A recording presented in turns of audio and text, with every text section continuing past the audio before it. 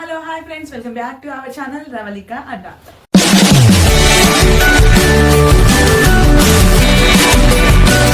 ఈరోజు వీడియో వచ్చేసి ఏంటి అంటే, ఒక విషయంలో నేను చాలా బాధపడ్డానండి. అసలు ఎందుకు ఇలా చేస్తున్నారు మన మహారాణులు అని అడుగుదామని ఈ వీడియో అయితే చేస్తున్నాను. ఏం చేశాము ఏంటి అని ఎక్కువ ఆలోచించకండి, చెప్పేస్తాను. రీసెంట్గా కొన్ని స్టోర్ వాళ్ళు మంచి మంచి ఆఫర్స్ అయితే పెట్టారు, తప్పలేదు. అది వాళ్ళ ఆలోచన, వాళ్ళ స్ట్రాటజీస్. ఎందుకంటే ఒక బిజినెస్ రన్ చేయాలి అంటే ఎన్నో స్ట్రాటజీస్, ఎన్నో ఆలోచనలు చేయాలి, ఎన్నో తీసుకురావాలన్నమాట. ఎన్నో ఆఫర్స్ కానీ ఏదో ఒక కొత్త ఆలోచన, బిజినెస్ మంచిగా జరగాలి, ప్రాఫిట్స్ మంచిగా రావాలి అంటే ఏదో ఒక కొత్త థాట్తో ముందుకు వస్తూ ఉంటారనమాట ఈ పెద్ద స్టోర్స్ వాళ్ళు, ఎస్పెషల్లీ క్లాతింగ్ బిజినెస్ చేసేవాళ్ళు.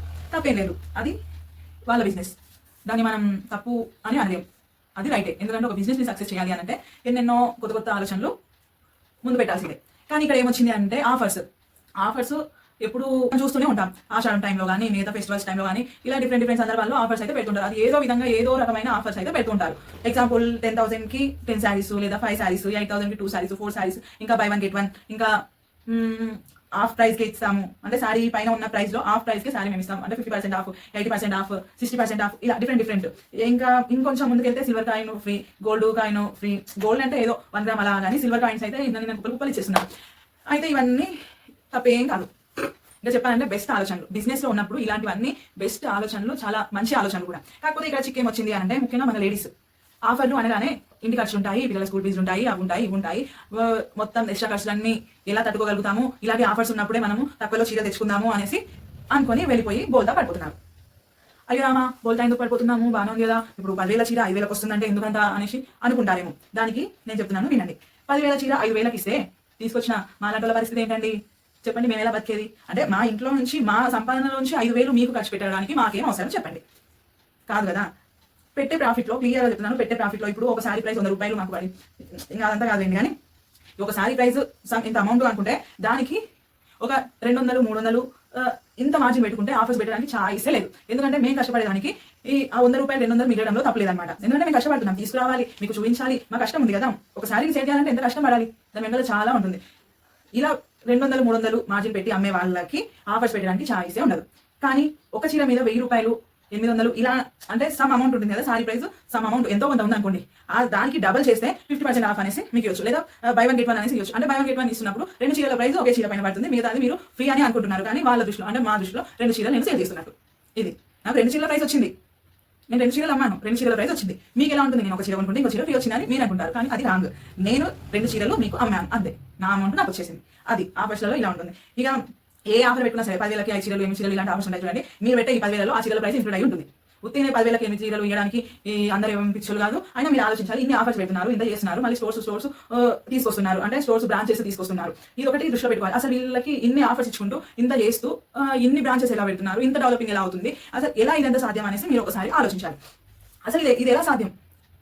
మనము మన ఇంట్లో పిల్లలు, మన అమ్మ కానీ, మన తమ్ముడు కానీ, మన చెల్లి కానీ, అక్కడ నేను బయటకు వెళ్తున్నాను, ఫ్రెండ్స్తో వెళ్తున్నాను, ఒక 1,000 రూపాయలు ఇవ్వు, అది ఒక 5,000 ఇవ్వు అంటేనే ఆలోచించి అమ్మో ఖర్చు పెట్టాలా, ఇప్పుడు ఇవి పోతే నెక్స్ట్ మనకి ఎలా అనేసి ఎన్నో ఆలోచించి అన్ని లేవు ఇన్ని ఉన్నాయి అనేసి కొన్ని ఇచ్చుకుంటూ, లేదా అసలే ఇవ్వకుండా ఉండే మనము వాళ్ళు ఎవరో ఆఫర్స్ ఇస్తున్నారు అనేసి అనగానే వెళ్తున్నాము. అట్లాంటి అదే మనమే మన ఫ్యామిలీ వాళ్ళకి ఇచ్చినప్పుడు వేరే వాళ్ళు మీకు ఎలా ఇస్తున్నారు చెప్పండి? ఎలా ఇస్తారు? మీ ముక్కు తెలియదు, మీ మొహము తెలియదు, మీరు ఎవరో తెలియదు, మీ కస్టమర్స్ అంతే. అలాంటిది మీకు అంత ఆఫర్లు అంటే వాళ్ళు లాస్ చేసుకొని వాళ్ళ కష్టం మీకు ఎలా ఇస్తారు, ఎలా ఖర్చు పెడతారు చెప్పండి? అదంతా అసలు సాధ్యం కదా. ఆఫర్స్ అన్నప్పుడు ఇలాగే ఉంటాయి. మీరు ఆలోచించాల్సింది ఇవన్నమాట.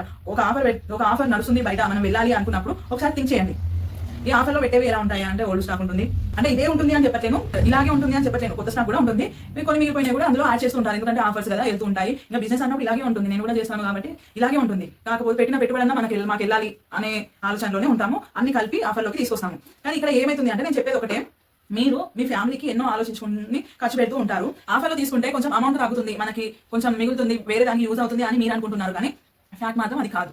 ఆఫర్స్ అని పెట్టినప్పుడు మనము ఇలా ఆలోచించి వెళ్ళడం వల్ల మనకి ఆ టైంకి అనవసరం షాపింగ్, మనకు అవసరమే లేదు. ఆఫర్ అని పేరు వినగానే వెళ్తున్నాం, తీసుకుంటున్నాం. అది ఎందుకు చెప్పండి? అవసరం లేదా, తెచ్చి పెట్టాలి వీవారు, అంతే.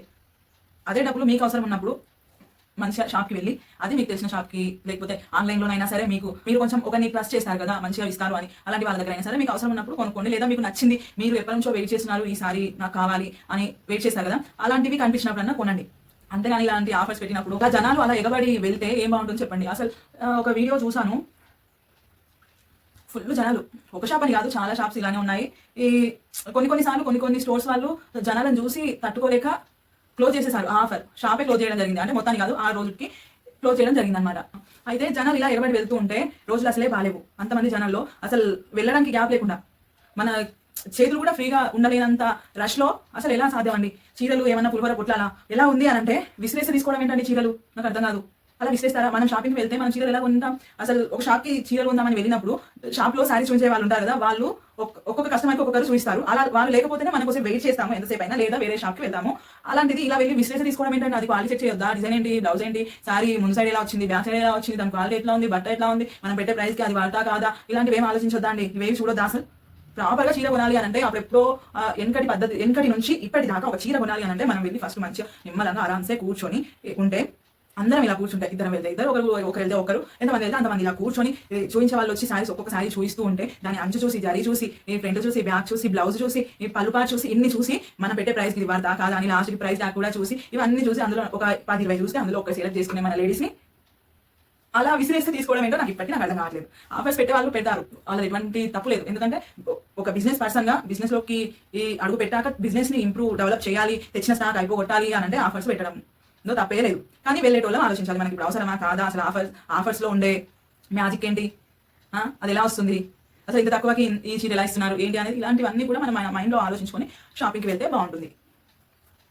ఇక ఆఫర్స్ పెట్టని వాళ్ళు ఎలా ఉంటారు అంటే వాళ్ళు పెట్టుకునేదే 100-200 మార్జిన్స్ సారీ పైన. ఇప్పుడు మేమే ఉన్నాము ఒక చీర పైన ఒక 200 కూడా పెట్టుకోము, ఒక 150 మార్జిన్ పెట్టుకుంటాం. అంటే మంచి క్వాలిటీ ఒరిజినల్ క్వాలిటీలో తీసుకొస్తాం. మళ్ళీ మేము ఒరిజినల్ క్వాలిటీలో ఇట్లా మళ్ళీ హోల్సేల్గా ఇచ్చే వాళ్ళ దగ్గర ఇలా కాకుండా డైరెక్ట్గా మనకి ఇచ్చే వాళ్ళు ఉంటారు కదా, రెడీ చేసి వాళ్ళ దగ్గర నుంచి తీసుకొచ్చి జస్ట్ 100-150 మార్జిన్ పెట్టుకొని ఒరిజినల్ కాపీస్ కాదు, ఒరిజినల్ వేరే, కాపీస్ వేరే, కాపీ 1, కాపీ 2, కాపీ 3, కాపీ 4 ఇలా ఎన్ని కాపీస్ అయినా రెడీ చేయొచ్చు.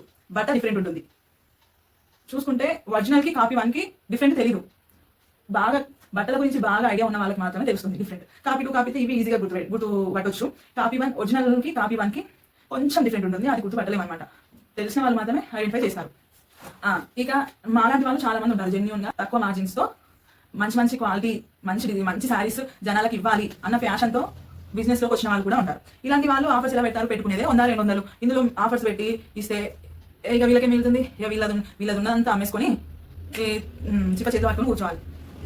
అలా ఉంటుంది. వాళ్ళు ఆఫర్స్ ఇస్తున్నారు, వీళ్ళు ఆఫర్స్ ఇస్తున్నారు, మేము ఆఫర్స్ ఇవ్వవా అని అంటే పెట్టుకునేదే 100-200. దీంట్లో నేను మీకు ఆఫర్స్ ఏమి ఇవ్వగలుగుతాను, ఏం చేయగలుగుతాను చెప్పండి? మీరు ఒకసారి ఆలోచించుకోవాలి. ఆఫర్స్ ఇచ్చే వాళ్ళందరూ ఫేక్ కాదు, ఆఫర్స్ ఇచ్చే వాళ్ళందరూ జెన్యూన్ కాదు. అది ఉంటుంది, ఇది ఉంటుంది.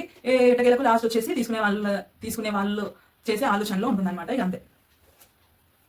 సో ఇక నేను చెప్పేది ఫైనల్గా ఏంటి అంటే, చీరలు అని అంటే ఒక మన లేడీస్కి ఒక ఎమోషన్, ఒక కల్చర్, ఇంకా ఎన్నో ఉంటుంది. చీరలు తీసుకోవడం కూడా ఒక ఎమోషన్ అనమాట.